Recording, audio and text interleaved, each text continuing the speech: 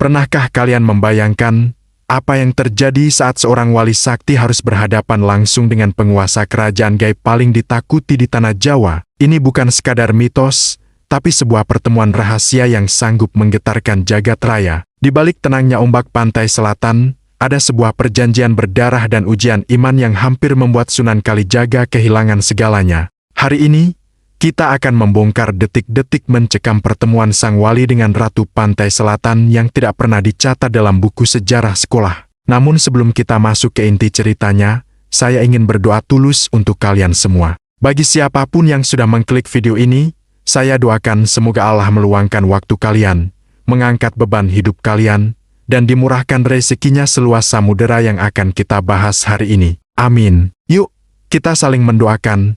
Silakan tulis amin di kolom komentar agar doa ini menjadi energi kebaikan bagi kita semua. Dan agar kalian tidak ketinggalan kisah-kisah luar biasa yang bisa menambah iman dan wawasan ini, bantu dukung channel ini untuk terus berkembang. Caranya sangat mudah, cukup klik tombol subscribe sekarang juga gratis. Dukungan kalian adalah bensin bagi kami untuk terus menyajikan konten berkualitas. Siapkan diri kalian, karena perjalanan menuju kegelapan Samudera Selatan dimulai sekarang.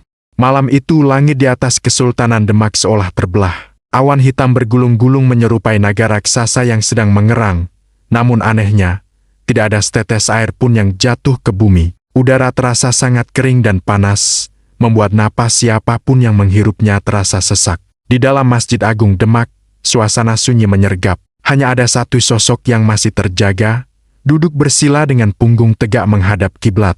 Ia adalah Raden Mas Said, sang penyebar dakwah yang lebih dikenal dengan gelar Sunan Kalijaga. Tiba-tiba, tanpa ada tanda-tanda kebocoran di atap atau sela-sela dinding, suara gemericik air terdengar memenuhi ruangan. Kalijaga tidak bergerak, namun inderanya yang tajam menangkap sesuatu yang tidak wajar. Dari sela-sela ubin batu yang dingin, air berwarna biru pekat merembes keluar. Air itu tidak berbau tawar, melainkan membawa aroma garam yang sangat menyengat dan amis laut yang purba. Air itu merayap perlahan, mengelilingi tempat duduk sang wali, membentuk lingkaran sempurna yang mengurungnya di tengah-tengah samudera mini yang tiba-tiba muncul di rumah Tuhan.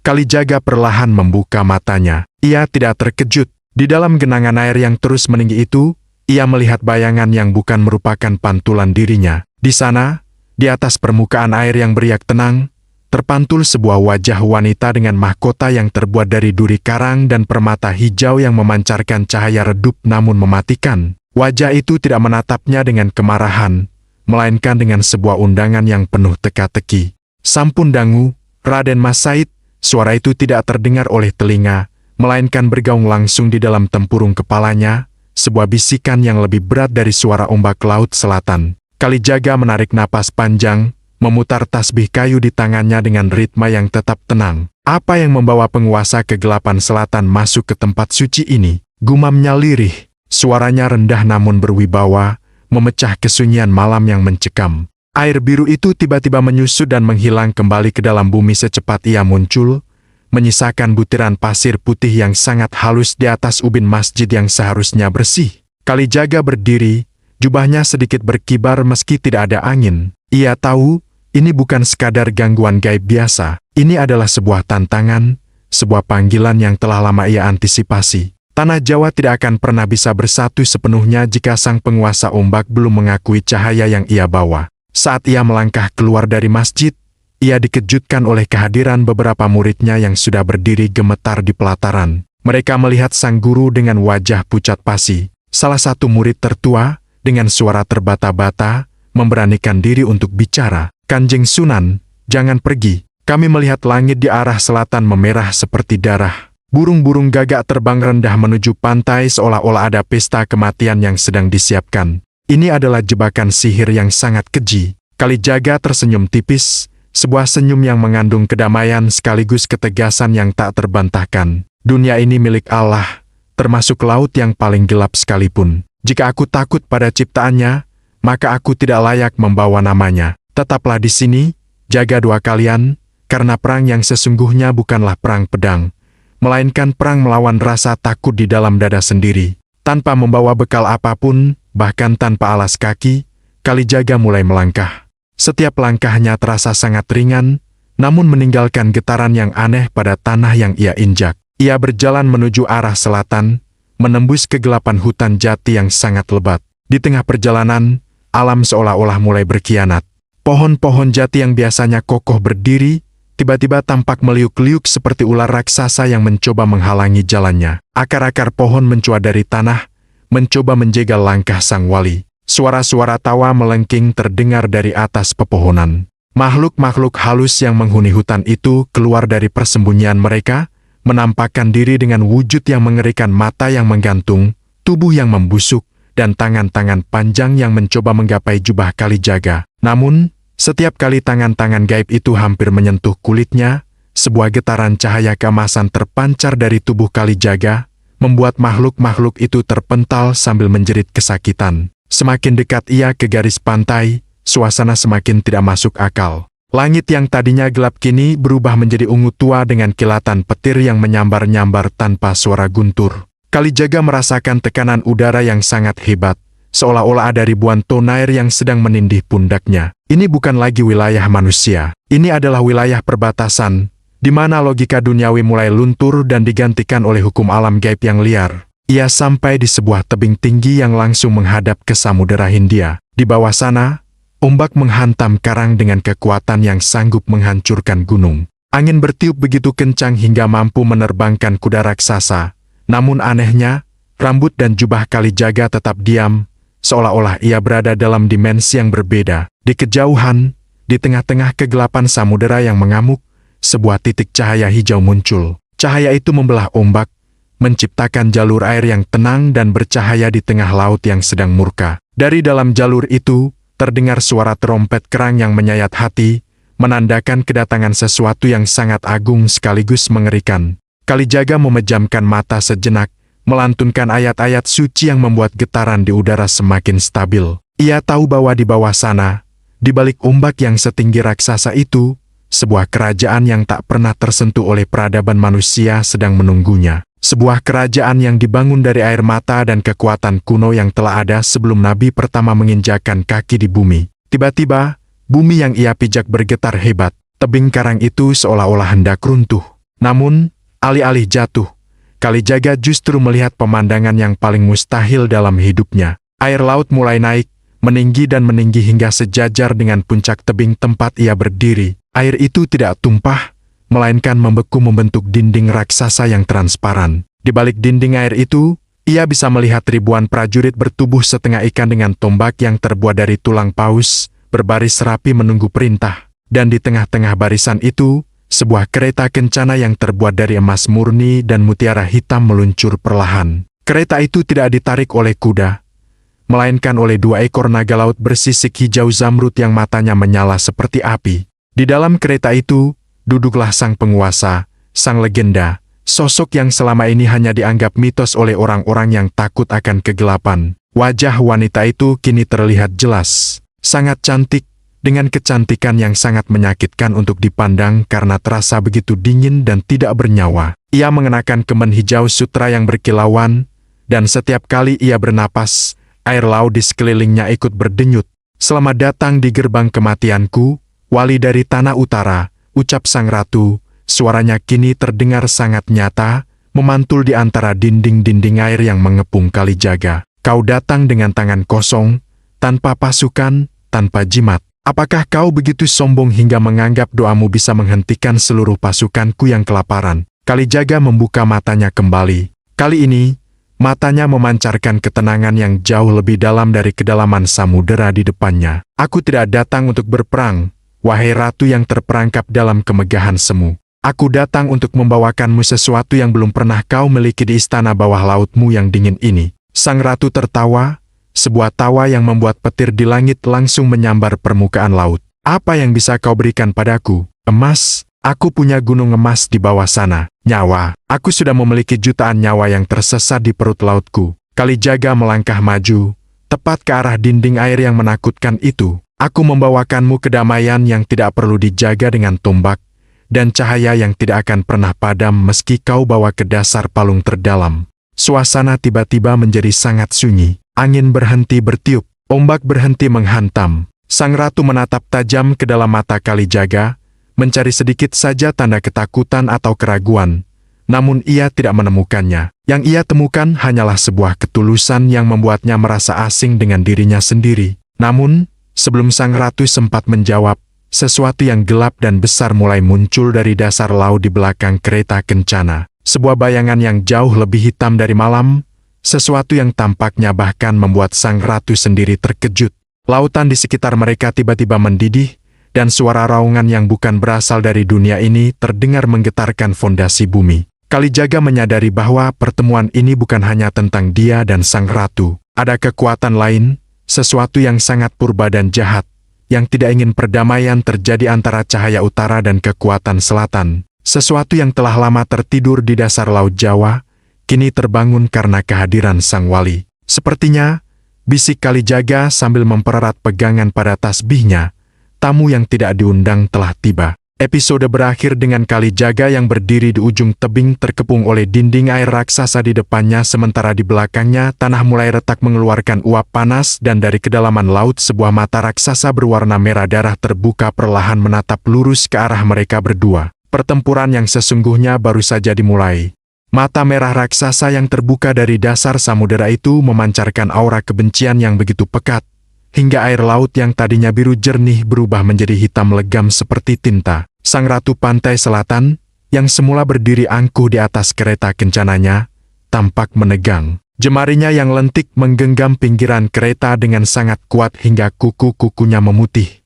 Ia mengenal kekuatan ini, sebuah entitas purba yang telah ada bahkan sebelum ia menguasai lautan, sebuah kemurkaan yang terkunci di palung terdalam yang kini terbangun karena terusik oleh benturan dua kekuatan besar antara cahaya wali dan magis samudera. Sang Hyang Naga Raja, bisik sang ratu, suaranya bergetar untuk pertama kalinya. Kau seharusnya tetap terkubur dalam tidur abadi di dasar kerak bumi. Kalijaga tetap berdiri tegak di ujung tebing yang bergetar. Ia melihat bagaimana naga-naga hijau yang menarik kereta sang ratu mulai meronta ketakutan, mencoba melepaskan diri dari kekangan.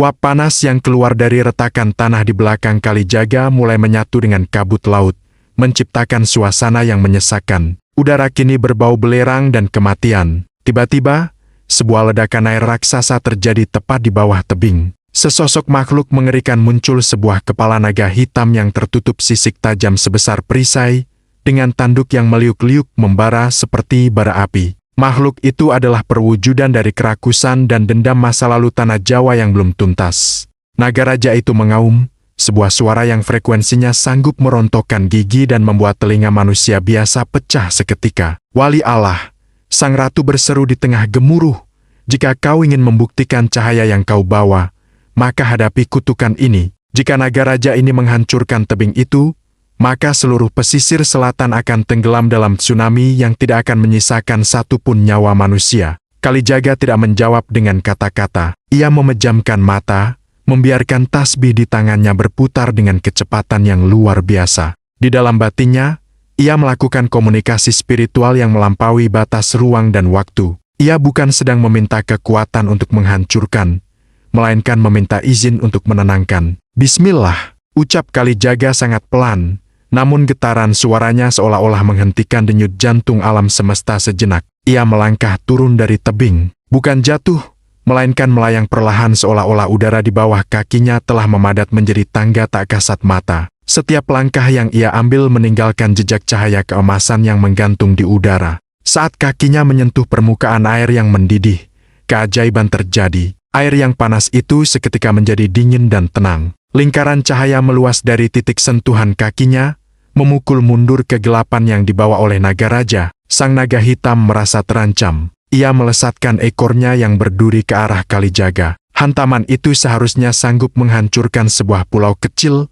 namun Kalijaga hanya mengangkat tangan kirinya. Sebuah tameng cahaya yang lembut namun tak tertembus muncul, menahan hantaman ekor naga itu dengan dentuman yang menggetarkan langit. Wahai makhluk yang terjebak dalam dendam, suara Kalijaga menggema, mengalahkan suara badai. Bumi ini sudah terlalu banyak meminum darah. Tidakkah kau lelah tertidur dalam kemarahan? Naga raja itu tidak peduli. Ia membuka mulutnya yang lebar, menyiapkan semburan api hitam yang berasal dari inti bumi. Namun, sebelum semburan itu keluar, Sang Ratu Pantai Selatan tiba-tiba melesat dari keretanya. Dengan gerakan anggun namun mematikan, ia menghujamkan keris pusakanya ke arah leher sang naga. Ia tahu jika naga ini tidak dihentikan, kerajaannya pun akan musnah. Terjadilah pertempuran tiga kekuatan yang luar biasa. Sang Ratu menyerang dengan kekuatan air dan badai, sementara sang naga membalas dengan api bumi dan guncangan gempa. Di tengah-tengah mereka, Kalijaga berdiri sebagai penengah, sebagai poros yang menjaga agar dunia tidak hancur oleh benturan dua ego besar tersebut. Kalijaga menyadari bahwa kekerasan hanya akan menambah kekuatan naga raja. Makhluk itu makan dari kemarahan. Semakin keras sang ratu menyerangnya, semakin besar dan kuat tubuh naga itu. "Hentikan, Kanjeng Ratu!" teriak Kalijaga. "Jangan lawan dia dengan amarahmu. Kau hanya memberinya makan." Sang ratu tidak mendengarkan. Ia terlalu terbiasa menyelesaikan segala sesuatu dengan kekuasaan. Namun, saat ia terhempas oleh kibasan sayap naga hingga jatuh ke dalam gulungan ombak, ia baru menyadari bahwa kekuatannya tidak cukup. Di saat naga itu bersiap untuk menelan sang ratu, Kalijaga muncul di depan wajah raksasa sang naga. Ia tidak membawa senjata. Ia hanya membawa selembar kain putih serban yang tadinya melingkar di lehernya. Ia melemparkan serban itu ke arah leher sang naga. Ajaibnya, serban kecil itu memanjang dan melilit leher naga raksasa tersebut seperti rantai baja yang paling kuat. Naga itu meronta, namun setiap kali ia meronta, serban itu justru mengeluarkan cahaya yang semakin terang, meredam api hitam di dalam tubuhnya. Kalijaga kemudian duduk bersila di atas air, tepat di depan mata naga yang merah membara. Ia mulai melantunkan dizikir dengan nada yang sangat merdu, nada yang kemudian dikenal sebagai cikal bakal tembang-tembang wingit di tanah Jawa. Suaranya merayap masuk ke dalam kesadaran sang naga, menyentuh bagian terdalam dari jiwanya yang telah lama lupa akan kedamaian. Perlahan-lahan, mata merah sang naga mulai meredup. Tubuhnya yang tadinya keras seperti batu karang mulai melunak. Sisik-sisik tajamnya rontok satu demi satu, berubah menjadi kerikil hitam yang jatuh ke dasar laut. Naga raja itu mengeluarkan suara rangan, namun kali ini bukan suara amarah, melainkan suara tangisan. Ia merasa lelah. Ia ingin kembali beristirahat, namun bukan dalam kegelapan, melainkan dalam ketenangan. "Pulanglah ke tempatmu," bisik Kalijaga. "Jadilah penjaga bumi yang diam. Jangan menjadi penghancur yang buta." Dengan satu hentakan lembut dari tangan Kalijaga, naga itu menyelam kembali ke dasar palung, namun kali ini ia tidak membawa dendam. Ia membawa kedamaian yang diberikan oleh sang wali. Lautan yang tadinya hitam perlahan-lahan kembali menjadi biru zamrud. Badai mereda seketika, meninggalkan keheningan yang luar biasa di bawah cahaya bulan yang tiba-tiba muncul dari balik awan. Sang Ratu Pantai Selatan berdiri dari sela-sela karang, tubuhnya sedikit gemetar. Ia menatap Kalijaga dengan pandangan yang sulit diartikan. Ada rasa hormat, ada rasa takut, namun juga ada kekaguman yang mendalam. Ia menyadari bahwa pria di depannya ini bukan sekadar penyebar agama biasa. Ia adalah manusia yang telah selesai dengan dirinya sendiri. "Kau menyelamatkanku, juga menyelamatkan kerajaanku," ucap sang ratu sambil melangkah mendekati Kalijaga. Air laut seolah-olah membentuk jalan untuknya. Kalijaga menundukkan kepala. "Bukan aku, tapi dia yang memegang kendali atas setiap tetes air di samudera ini."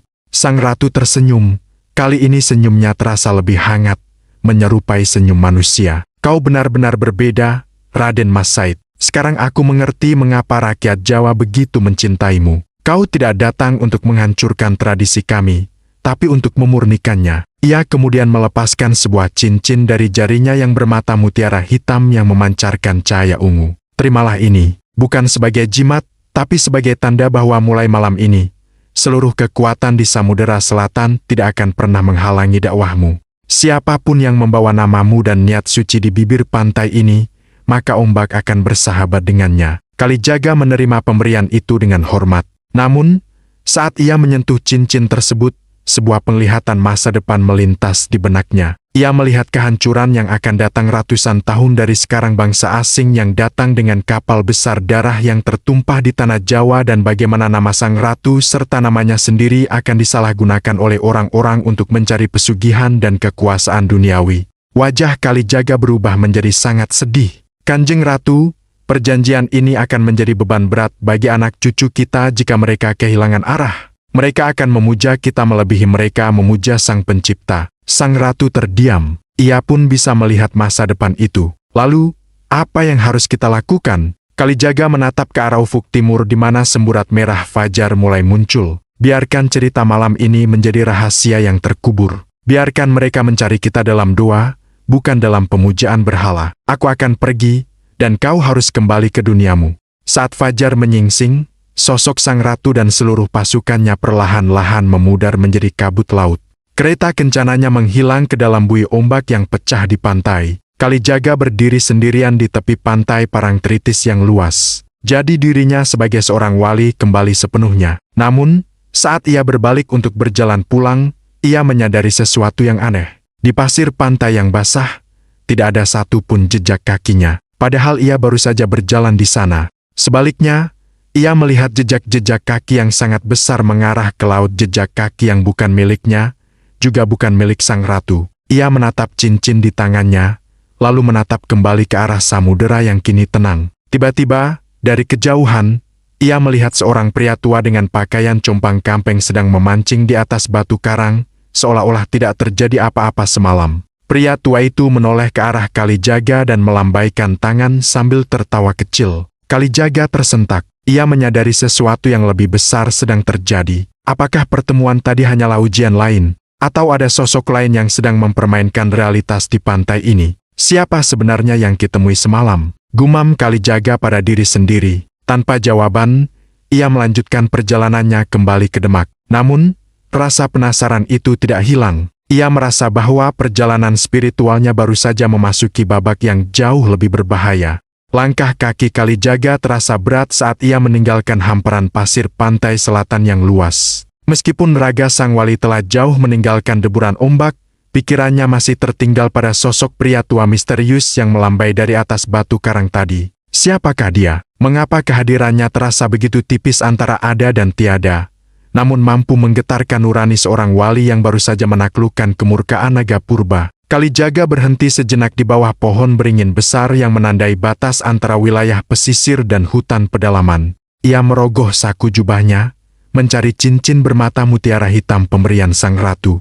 Namun, betapa terkejutnya ia saat jemarinya hanya menyentuh kehampaan. Cincin itu telah lenyap. Sebagai gantinya, ia menemukan selembar daun jati kering yang di permukaannya tertulis satu kata dengan guratan darah yang masih segar. Sidik. Tiba-tiba, suasana hutan yang tadinya tenang berubah mencekam. Burung-burung yang biasanya berkicau menyambut fajar mendadak bungkam. Angin berhenti berhembus, menciptakan kesunyian yang menyakitkan telinga. Dari balik kabut yang merayap di sela-sela pepohonan, muncul kembali sosok pria tua berpakaian compang-camping itu. Ia tidak berjalan, melainkan muncul begitu saja dari balik batang pohon, hanya beberapa langkah di depan Kalijaga. Mutiara itu terlalu berat untuk tanganmu, Cah Bagus. Suara pria tua itu serak, terdengar seperti gesekan batu nisan. Harta dari dasar laut hanya akan menyeretmu tenggelam ke dalam lumpur kesombongan. Kalijaga waspada. Ia mengatur napasnya, mengunci seluruh inderanya. Siapa kau sebenarnya? Engkau bukan golongan jin, bukan pula manusia yang menghirup udara bumi ini. Pria tua itu tertawa terbahak-bahak, memperlihatkan deretan gigi yang hitam. Aku adalah cermin dari apa yang kau takutkan. Aku adalah bayangan dari cahaya yang kau bawa. Namaku tidak penting, namun tugasku adalah memastikan bahwa kau tidak pernah sampai kembali ke Demak. Tanpa peringatan, pria tua itu menghentakkan tongkat bambunya ke tanah. Seketika itu juga, tanah di bawah kaki Kalijaga runtuh. Sang wali terperosok ke dalam sebuah lubang kegelapan yang seolah-olah tidak memiliki dasar. Ia jatuh berputar-putar dalam dimensi yang aneh, di mana waktu seakan berhenti dan ruang terasa mencekik. Saat ia mendarat, ia tidak berada di dalam lubang tanah, melainkan berdiri di tengah-tengah pasar yang sangat ramai. Namun, ini bukan pasar biasa. Orang-orang yang berlalu lalang mengenakan pakaian mewah namun wajah mereka rata tanpa mata, tanpa hidung, tanpa mulut. Mereka membawa tumpukan emas yang sangat banyak, saling menyikut dan menginjak satu sama lain demi mendapatkan lebih banyak kepingan logam kuning tersebut. Selamat datang di pasar dunia, suara pria tua itu menggema dari langit yang berwarna merah tembaga. Di sini, dakwahmu tidak laku. Di sini, hanya nafsu yang menjadi mata uang. Kalijaga mencoba berzikir, namun lidahnya terasa keluh. Setiap kali ia mencoba menyebut nama Tuhan Tumpukan emas di depan matanya berubah menjadi ribuan ulat hitam yang merayap naik ke kakinya. Ini adalah serangan psikologis yang jauh lebih mematikan daripada amarah naga raja semalam. Ini adalah ujian terhadap kesucian niatnya. Tiba-tiba, dari kerumunan wajah rata itu, muncul sosok yang sangat ia kenal. Seorang wanita dengan pakaian bangsawan, menangis terseduh-seduh sambil memeluk kedua kaki Kalijaga. "Mas Said, pulanglah, ayahmu sakit keras. Demak sedang terbakar, dan semua yang kau bangun telah hancur. Untuk apa kau mengejar cahaya yang jauh jika keluargamu sendiri menderita?" Itu adalah ibundanya. Aroma tubuhnya, suara isak tangisnya, semua terasa begitu nyata. Hati Kalijaga bergetar hebat. Rasa bersalah yang selama ini terkubur jauh di dasar jiwanya tiba-tiba menyeruak ke permukaan. Sebagai seorang putra, ia merasa telah gagal. Sebagai seorang wali, ia merasa telah mengabaikan tanggung jawab kemanusiaannya. "Ini bukan nyata," bisik Kalijaga pada dirinya sendiri, mencoba melawan air mata yang mulai menggenang. Ini hanyalah tipu daya. Namun, pria tua itu muncul di sampingnya, membisikkan kata-kata berbisa. "Jika ini bukan nyata, mengapa sakit di hatimu terasa begitu sungguh? Mengapa pengorbananmu terasa sia-sia? Lihatlah, rakyat yang kau bela lebih memilih emas daripada doamu." Pria tua itu kemudian menjentikkan jarinya. Pasar itu berubah menjadi tumpukan mayat murid-murid Kalijaga yang tadi pagi melepasnya di Masjid Demak. Mereka semua tewas dengan mata terbelalak, seolah-olah menuduh sang guru atas kepergiannya yang meninggalkan mereka tanpa perlindungan. "Kau membunuh mereka dengan kesombonganmu, Said," bisik pria tua itu lagi. Kalijaga jatuh berlutut. Kegelapan mulai merayap masuk ke dalam hatinya. Ia merasa sendirian, ditinggalkan oleh Tuhan di tengah-tengah neraka ilusi ini. Namun, saat kegelapan hampir menyentuh pusat kesadarannya, ia teringat satu hal kejadian semalam saat ia berjalan di atas air tanpa membasahi jubahnya. Bukan karena ia sakti, tapi karena ia merasa bukan siapa-siapa. "Aku bukan wali," gumam Kalijaga pelan. "Aku bukan Mas Said. Aku bukan perampok Lokajaya. Aku hanyalah sebutir debu yang ditiup oleh kehendaknya." Seketika ia melepaskan seluruh egonya, seluruh identitasnya sebagai seorang manusia hebat. Ia pasrah secara total. Ia tidak lagi mencoba melawan ilusi itu, ia hanya membiarkan dirinya hancur dalam kepasrahan. Dan pada saat itulah, keajaiban terjadi. Pasar emas, wajah rata, dan bayangan mayat murid-muridnya hancur seperti kaca yang dipukul palu godam. Kegelapan itu tersapu oleh sinar putih yang sangat lembut yang memancar bukan dari luar, melainkan dari dalam dadanya sendiri. Kalijaga kembali berdiri di tengah hutan jati, di depan pria tua yang kini tampak pucat dan ketakutan. Pria tua itu mencoba melarikan diri, namun ia terperangkap dalam lingkaran cahaya yang diciptakan oleh kepasrahan Kalijaga. Wujud aslinya perlahan-lahan terungkap. Ia bukan manusia, melainkan sesosok makhluk kerdil berkulit hitam legam dengan mata satu yang melotot sang penggoda iman yang telah hidup selama ribuan tahun di hutan tersebut.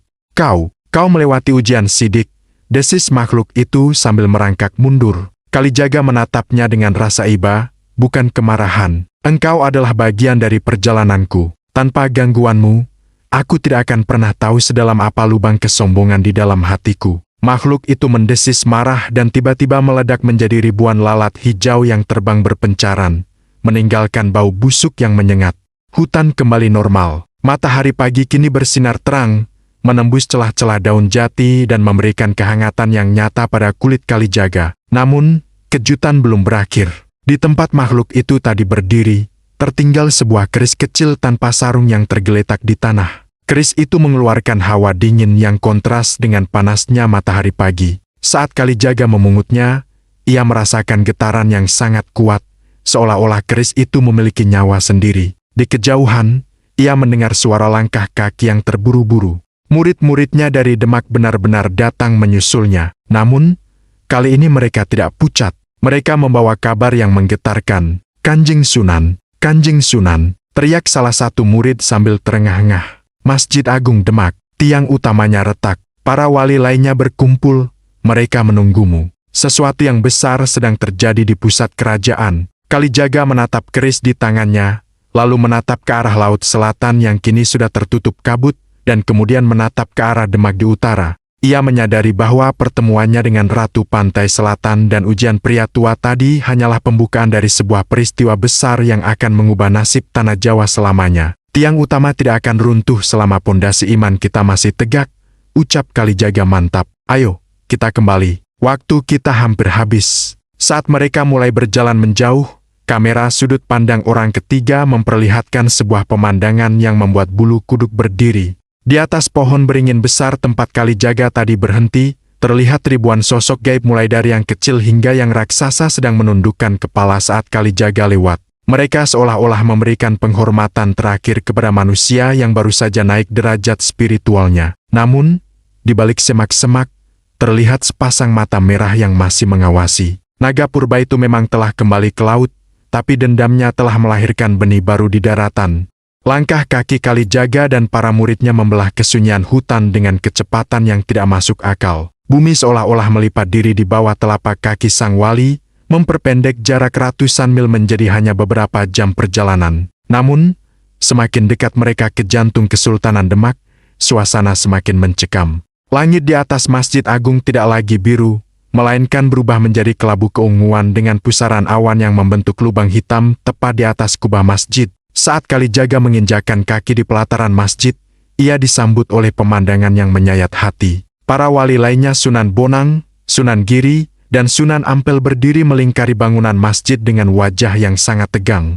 Mereka sedang merapal doa-doa perlindungan, namun tubuh mereka tampak bergetar hebat menahan tekanan gaib yang luar biasa besar. Mas Said, akhirnya kau datang, seru Sunan Bonang, keringat dingin membasahi dahinya. Lihatlah ke dalam. Kekuatan dari masa lalu telah bangkit dan mencoba merobohkan tiang penyangga agama ini. Kalijaga melangkah masuk ke dalam ruang utama masjid. Di sana, pemandangan dramatis tersaji. Tiang utama yang terbuat dari potongan kayu tatal yang ia susun sendiri, kini tampak membara. Retakan-retakan besar muncul di sepanjang batang kayu tersebut, mengeluarkan asap hitam yang berbau busuk, bau yang sangat ia kenali, bau nafas naga raja dan bau pria tua penggoda di hutan jati. Ternyata, dendam dari Laut Selatan tidak benar-benar hilang. Sisa-sisa kegelapan itu telah menyusup melalui bayangan Kalijaga saat ia kembali, dan kini mencoba menghancurkan simbol persatuan tanah Jawa dari dalam. Retakan itu bukan sekadar kerusakan kayu, melainkan retakan iman yang disebabkan oleh fitnah dan keraguan yang disebar oleh sosok bermata satu yang tadi ia temui. Tiba-tiba, dari dalam asap hitam yang keluar dari tiang tatal, muncul wujud pria tua itu kembali. Namun kali ini, ia tidak lagi memakai pakaian compang-camping. Ia mengenakan jubah kebesaran seorang raja kuno dengan mahkota yang terbuat dari tengkorak manusia. Suara tawanya mengguncang seluruh bangunan masjid, membuat ubin-ubin batu mulai terangkat. Kalijaga, teriak sosok itu, suaranya kini seperti guntur yang memecah langit. Kau pikir dengan kepasrahanmu kau bisa menghentikanku? Aku adalah akar dari tanah ini. Sebelum doamu terdengar di langit, aku sudah meminum darah di bumi ini. Masjid ini akan runtuh, dan bersamanya, seluruh harapanmu akan terkubur. Kalijaga berdiri tepat di depan tiang yang membara. Ia melihat keris tanpa sarung yang tadi ia temukan di hutan kini bergetar hebat di tangannya. Ia menyadari sesuatu yang sangat penting. Keris ini bukanlah senjata untuk membunuh, melainkan kunci untuk mengunci kembali kegelapan yang lepas. Engkau bukan akar dari tanah ini, ucap Kalijaga dengan suara yang tenang namun bergetar dengan kekuatan yang sanggup membungkam tawa sang iblis. Engkau hanyalah debu yang menolak untuk dibersihkan. Tanah Jawa tidak butuh raja yang membangun dengan darah, tapi butuh hamba yang membangun dengan cinta. Kalijaga tidak menghunuskan keris itu ke arah sosok raja iblis tersebut.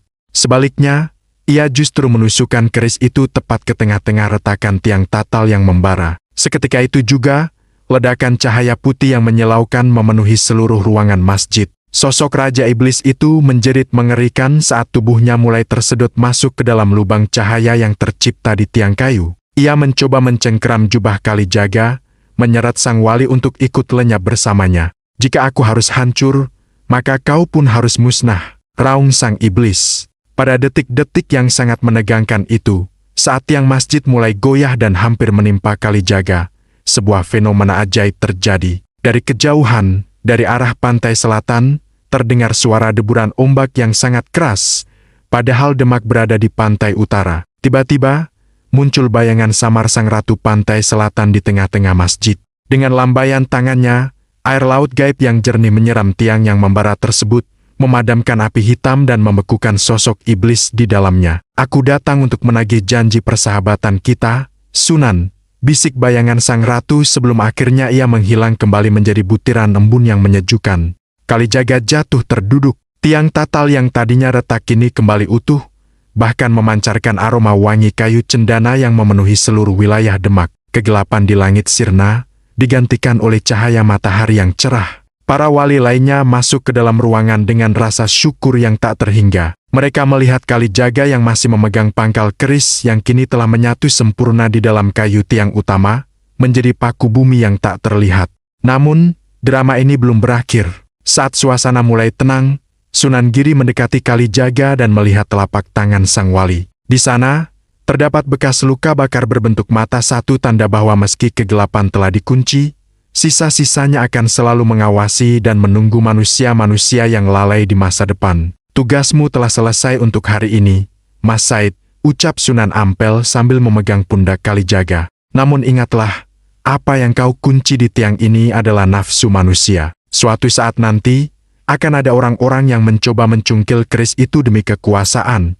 Dan pada saat itulah, ujian yang sebenarnya akan kembali bagi anak cucu kita. Kalijaga berdiri, menatap tiang tatal yang kini tampak seperti kayu biasa. Ia tersenyum sedih. Ia tahu bahwa sejarah akan selalu berulang. Manusia akan selalu tergoda oleh emas, kekuasaan, dan ilusi duniawi. Biarlah sejarah mencatat pertemuan di pantai selatan itu sebagai mitos, ucap Kalijaga kepada para wali lainnya. Biarlah mereka menganggap ceritaku hanya dongeng pengantar tidur. Karena hanya mereka yang memiliki hati yang murni yang akan bisa membedakan mana yang benar-benar nyata dan mana yang hanya tipu daya setan. Malam harinya, Kalijaga duduk sendirian di teras masjid, memandangi bintang-bintang. Di tangannya, kini muncul kembali cincin mutiara hitam dari sang ratu yang tadi sempat hilang. Cincin itu tidak lagi bercahaya ungu, melainkan bercahaya putih jernih. Ia melempar cincin itu jauh ke tengah laut utara, membiarkannya kembali ke pelukan alam. Ia kemudian mengambil sebuah wayang kulit dari tasnya wayang dengan karakter satria yang sedang menundukkan kepala. Ia mulai memainkan wayang itu di bawah cahaya lampu minyak, menciptakan bayangan di dinding masjid yang tampak hidup. Cerita ini baru saja dimulai, bisiknya pada bayangan wayang tersebut. Adegan penutup memperlihatkan jejak kaki Kalijaga di pelataran masjid. Anehnya, jejak kaki itu kini terlihat jelas, namun di setiap lubang bekas langkahnya, tumbuh bunga melati kecil yang mekar seketika. Namun di kejauhan di sudut gelap pasar Demak, seorang pria tua dengan satu mata sedang duduk sambil memegang potongan kayu tatal yang patah tersenyum licik ke arah pembaca sambil meletakkan jari di bibirnya mengisyaratkan sebuah rahasia yang tidak boleh diceritakan.